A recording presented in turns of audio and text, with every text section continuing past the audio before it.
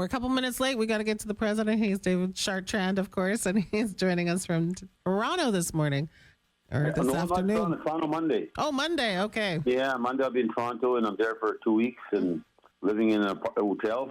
Mm-hmm. And hopefully I'll get my ability to come home. So right. I'm actually lonesome to come back into my province and to my office and miss my work. I actually work here every damn day, but I'd like to still like to hustle and tussle with all the staff walking around and meetings and talking and instead of Zoom. I had meetings yesterday. I had a good meeting on Zoom.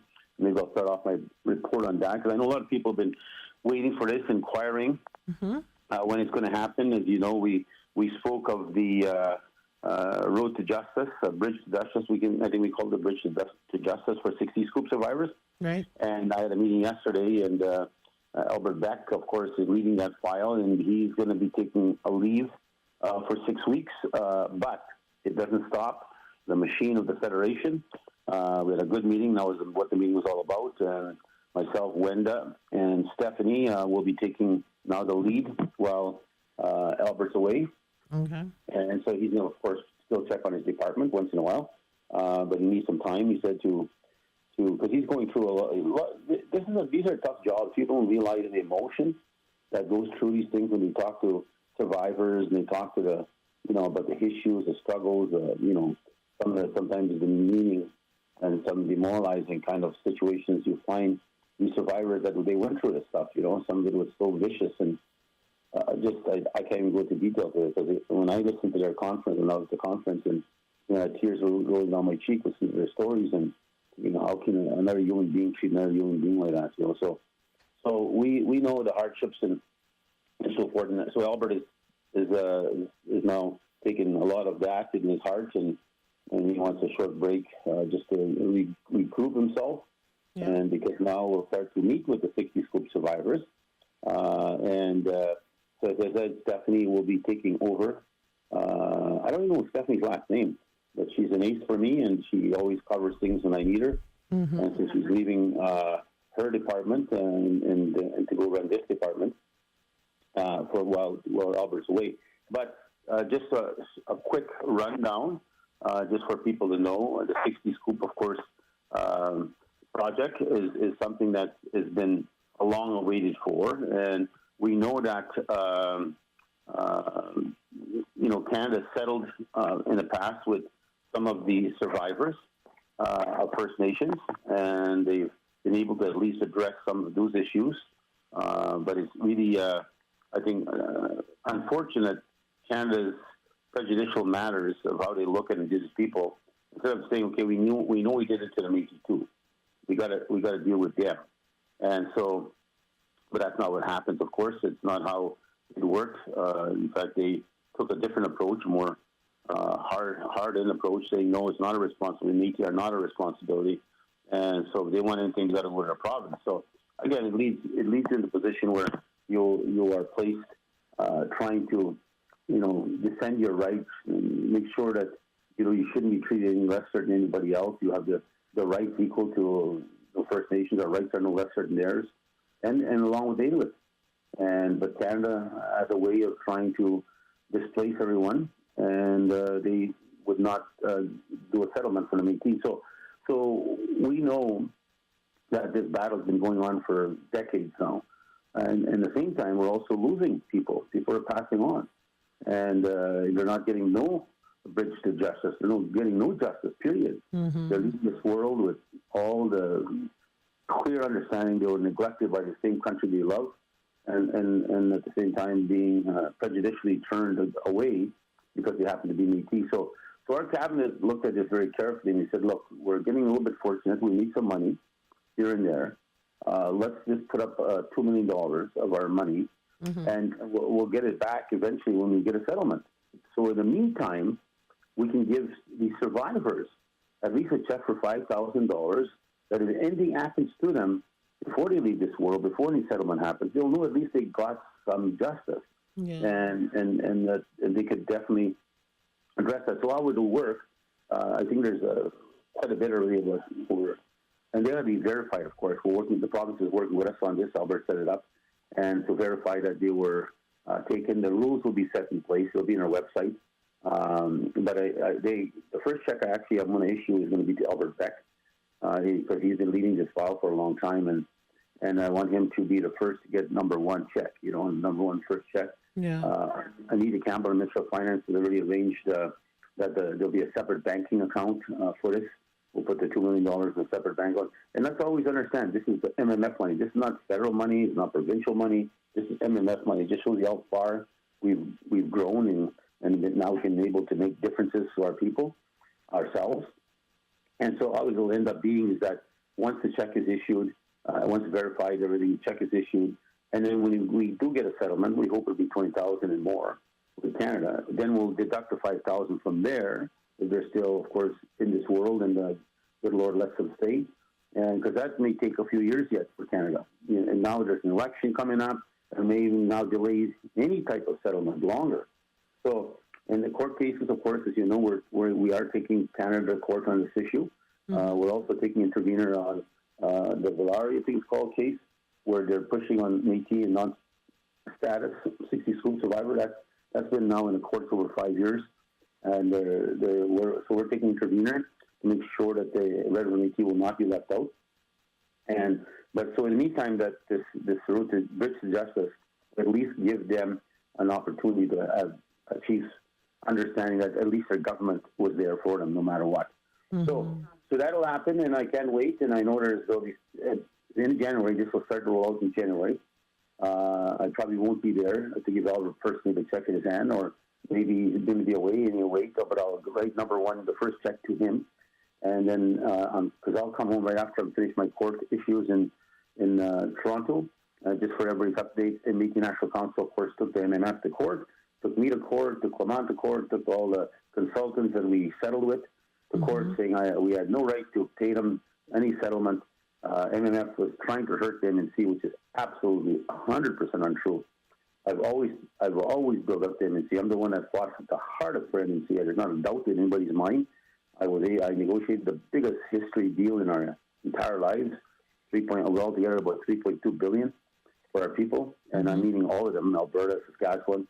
And I said, one of the things that still pisses me off the most, unfortunately I use that word, upsets me, is that not one of them said thank you to me.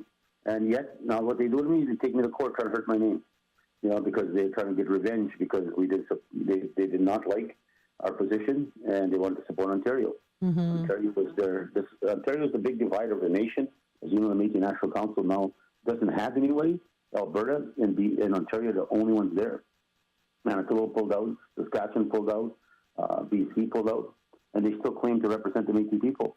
And how can that be? There's only Alberta and Ontario. And Ontario, as we all know, doesn't have Métis people. Just some in the edges of the western part of Ontario belong to the Red River. And those that moved there belong to the Red River.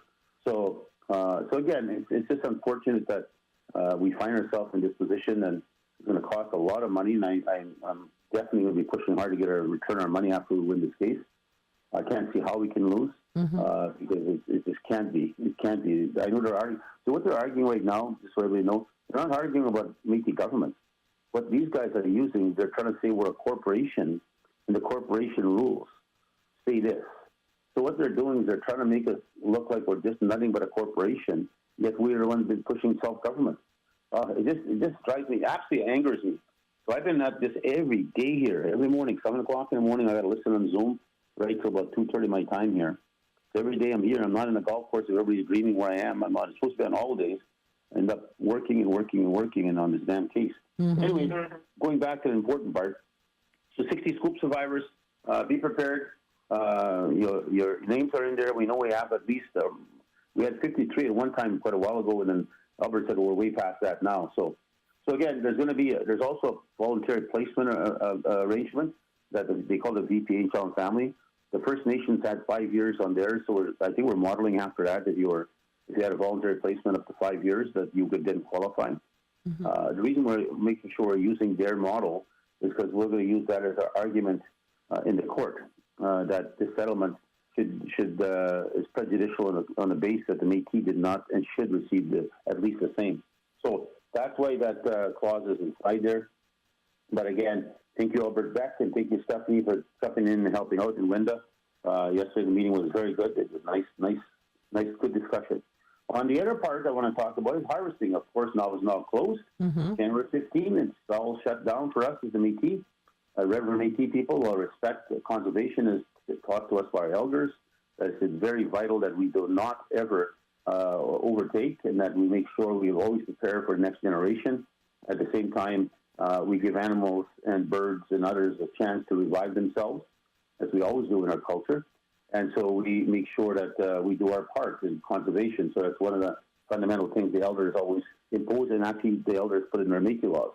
So, but I want to say something on behalf of Peter Fleming. I was the acting minister right now. Of course, Leah is away on doing some of her own personal issues in life, and so she'll be away for a while.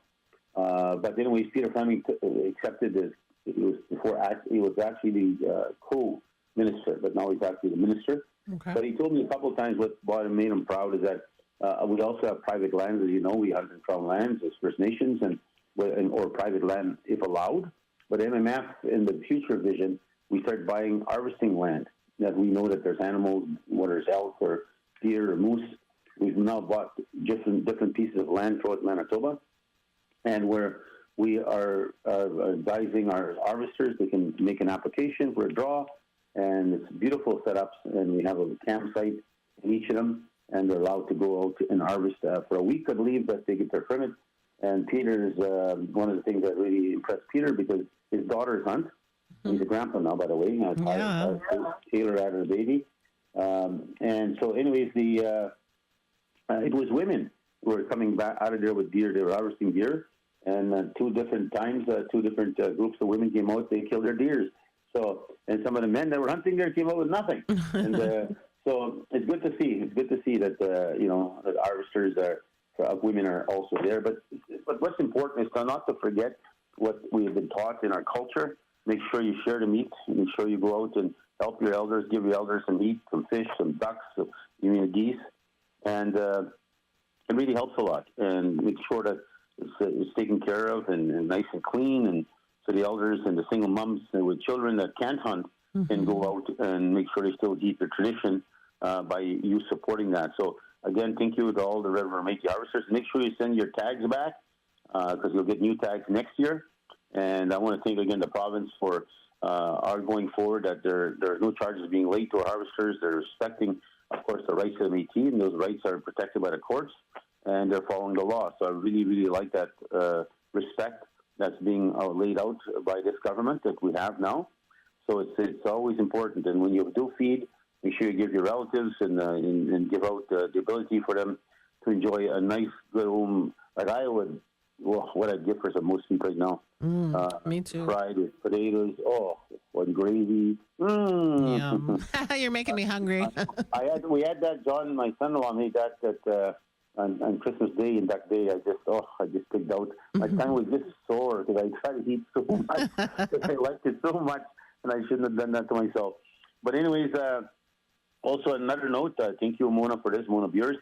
As you know, we started rolling out in November. 2024. The checks in December 6th. We rolled out the funds for the kids on the Child Special Allowance. Right. And as I said, to date, I'm very proud to say there's over 4,000 children in total that we will be issuing checks, I believe, to. Out of that, to date, we've issued 192 checks already, and totaling $5,873,000 to these young kids, or some are adults now, of course. The adult kids that were one day under the care, but their money was taken from them by the province.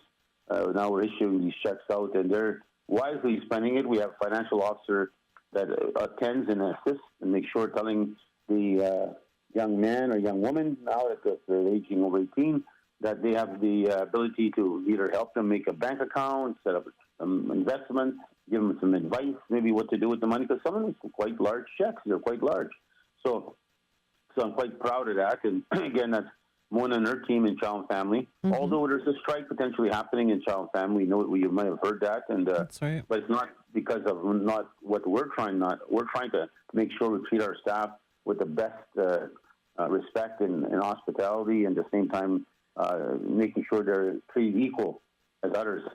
We know that the General Authority, which is the non-Indigenous Child Family Services run by the province, they all got their raises, but we can't give ours because we're underfunded. So it's so wrong. We hope the province will address this sooner than later, because I know the unions are not happy with this at all, and they have a reason to be upset. That's not proper. It's not fair. So again, I just want to express that we're working on that now, and I believe that we'll get past that very soon. Now, I got a whole whack of birthdays before I go into a couple other little reports I want to speak on. The first thing, I know, did you play you did play the what do you call it now? Lost my train of thought. I'm reading at the same time. Gospel tune. You played the gospel tune already? We played one, but we can play another one. Yeah, play another one, and this is going to the family of Nello Altamore. Of course, Altamore was the MLA for Transcona Minister of Education, Early Childhood Learning for the government of Manitoba. He was a minister. He died of cancer, but he was at all Métis events. He was there. Yeah. And I just had such respect for Altamore. Altamore, maybe it's written the way it's written, but Altamore, I called him. He was 61 years old, but when cancer came, it came quick, and it just took him fast. And he left us on January 15th, actually. And so our condolences go to his wife, Barb, and his kids and sisters and family. And the province actually is trying legislation for universal school food programs. The province is, because Nello fought for the people that didn't have, because he was a long-time principal and worked in the education system. Yeah. So the province now just announced, they call it the Universal School Food Program. They call it Nello's Law. Right. So just to remember and show thank you for his work. So again, to you, Nello, and to those, of course, our families and others who lost loved ones between last Saturday and this Saturday.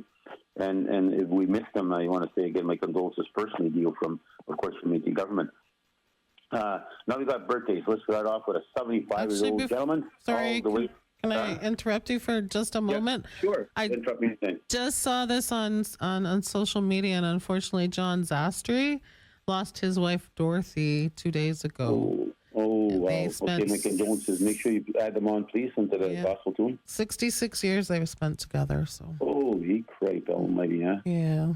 Yeah, and many of us can't hang on to 25 years or 30 years, so just unfortunate. Again, my prayers go out to the family and, of course, and all of our cabinet and government. So make sure you add their names onto the before you play the gospel tune, please. For sure. Okay, thank you very much for that, Naomi. But let's start off with an older gentleman, 75 years old, January 15th, all the way from DePaul, Manitoba, Wayne Chartrand. Happy birthday. Wayne attends all our events, and of course, that's come from my wife, Linda, nicknamed Pie. So happy birthday, Wayne. I hope you're listening. Wayne, every time I get out there, he gives me a little gift, whether it's a little hunting knife or something. He's sort of saying that I think I'm going to quit hunting now at my age, and so he gives away little gifts here and there from his hunting collection. And so thank you again, Wayne, for always thinking of us. And I can't wait to hit the Paul. I'll be there for Trappers Festival. I'm going to try to make sure I'm there. Oh, yeah. I'm going to try to be out there. And again, for all of us, let's support Trappers Festival. Last several years they've been being hit by climate change. Dog sleds races have been canceled a few times, I think once or twice now because of COVID. Not COVID, I'm sorry. Because of climate change. Weather, yeah. And that really has had an effect on the show because a lot of people go there to watch that. That's something that you get your heart pumped up, and they all take off like, wow. Like I've been there, lucky enough to be allowed to shoot the rifle and the shotgun they've given me. So, and the dogs take off, and it just, man, that looks so beautiful. Mm-hmm. But again, support Trappers Festival and all those people that work hard to bring out their commodities or products, and you have a chance to buy some nice stuff, whether sometimes it's food, sometimes it's beautiful fur products, sometimes it's good knitting, on and on and on. So 78 years this year. Huh? It's been running for 78 years. I know. This year. And of course, we have Métis Night, and Judy always looks forward to that, and they get all pumped up. And that thing packs up like sardines. You sell all the tickets like there's no tomorrow.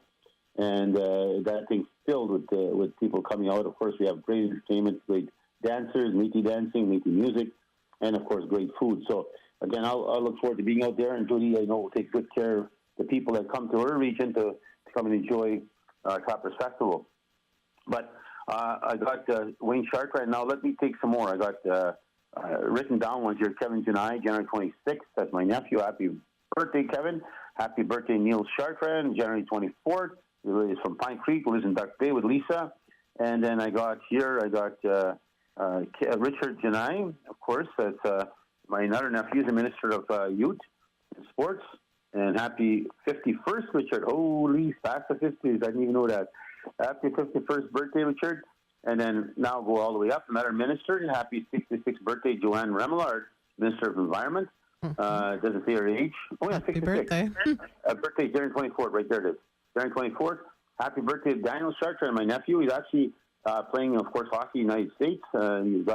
He got traded to another team. He scored a goal last night. He just joined that team. First game, he scored a goal already. So, Congrats. Francis, of course, and Charles, proud as the Peacocks. And his birthday's the same as mine, January 23rd. I was going to say. Happy 64th birthday is going out to Barb Fleury, Minister John Fleury's wife, who's celebrating her birthday on Wednesday, January 22nd. Happy 21st birthday to Dylan Conway, Rob, and Jocelyn Conway's son, celebrating his birthday on Tuesday, January 21st. Happy 64th birthday, and he does not share her age. Proud of herself, and I'm proud of her. And Mr. Anita Campbell is celebrating her birthday on Tuesday, January 21st. Of course, she's the spokesman of the Métis women, and she's also Minister of Finance and a bunch of other portfolios she actually runs in our government. Happy 40th birthday going to Jocelyn Conway, Elsie Barrett Kitchen, who's celebrating her birthday January 12th. Happy 20th birthday going all the way to Marlena Peranto, my nephew Thomas's daughter, coming all the way from Thomas out in Dominican Republic. He says, happy birthday to my baby. Happy 39th birthday going to Tabeta Park. Is that how I say her name? Tabeta? It's spelled Tabitha? No. That's the way you say Tabitha? That's okay. the way. Sorry for that, guys. Tabitha Park. Sorry, Jack. Jack saying big happy birthday to Tabitha's 39th birthday, of course, his daughter. And celebrating her birthday on Sunday, January 19th, is also her 5th birthday. That's Jack, birthday of Gentry, that's Jack's granddaughter. So, again, who's celebrating her birthday on Monday, January 20th. So there's a lot of birthdays in January, as I told you, and I sure as hell missed a lot of them. And a big one on the 23rd is yours, of course. I know. Happy the birthday. brown apple time. Holy macaroni. Just when 65 years old, I don't know what you're supposed to feel at 65. I still feel good. There's nothing wrong with I don't know if you're supposed to feel old. I don't feel old. So maybe my body's getting old. My brain doesn't feel old. Yeah. So actually, I'm very proud of my granddaughter, which I miss big as the sky. And of course, I miss my daughter, Sonia, and my son, Chris, and all my grandkids. But I miss my baby. Of course, everybody knows it's my favorite, and I'm not shy to say it, but all my grandkids know I love them all. Yeah. And but I want to say, and my daughter says, "How about me, Dad? How about me?" Well, of course I love you, my girl. But I said my baby is my baby, and Martha, of course, is I sent her a text early this morning. She said good morning, and I sent her a text. I said, "I love you, big as the sky, and I miss you so much." And I haven't seen her for a couple of weeks now because she was in Scotland for Christmas and everything, and then I had to leave and missed everything. I didn't see anybody. New Year's Eve, and actually on New Year's Eve, I spent it in St. George. Mm-hmm. I cooked for myself. I made a chicken on New Year's Day, and I did a good job. I stocked it up with oranges, apples, and onions, and then Dawn was supposed to come over. Me and him were supposed to enjoy a nice New Year's Day dinner, and he couldn't. He got sick. No. So another guy I know, he's a bachelor, so I phoned him saying, "You want to come eat a chicken? I got a big chicken here. I'm all by myself." So he came over with in a heartbeat. Drove all the way there, an hour 10 minutes, and we had a damn good dinner. I went out of my way, cooked as much as my mom taught me, and it turned out very, very good. Okay, what else is there? Anything I'm missing here? And I'll be in Toronto, by the way. That's why I'm starting off. My granddaughter is coming to spend my birthday with me in Toronto because I got to be there for the court. Mm-hmm. So she's going to come out there and join me for a few days, and then a friend of mine's going to take me out for my birthday out in Toronto, nice. And so I'll celebrate. It's sad I can't spend it at home, but in Winnipeg at the office, but I have to be in damn court here because of the MNC, so I have to be in Toronto. But anyways, I'll still know that everybody's wishing me a happy birthday. Definitely. With that being said, I want to say again, thank you all and for listening to Métis Hour, supporting the MMF government. I'm very proud of the work we're doing. Also, we're dealing with LeMay Forest. I don't think we left that out.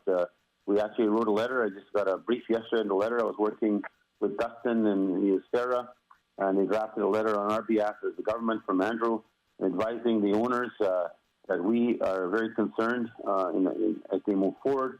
That Tocal, the company called Tocal, they actually bought the land for $1.8 million altogether. They say they spent about $2.9. I'm hearing, but they were offered $5 million from the Habitat Conservancy, Right. and they wouldn't accept it because they want more.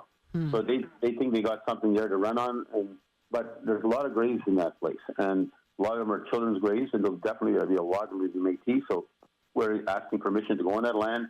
And if not, then we'll have to force our way through the court to get on that land. And we're keeping them fully aware that they better show respect to our people in the context of children and graves. I don't care whose grave it is. We should always respect graves no matter what.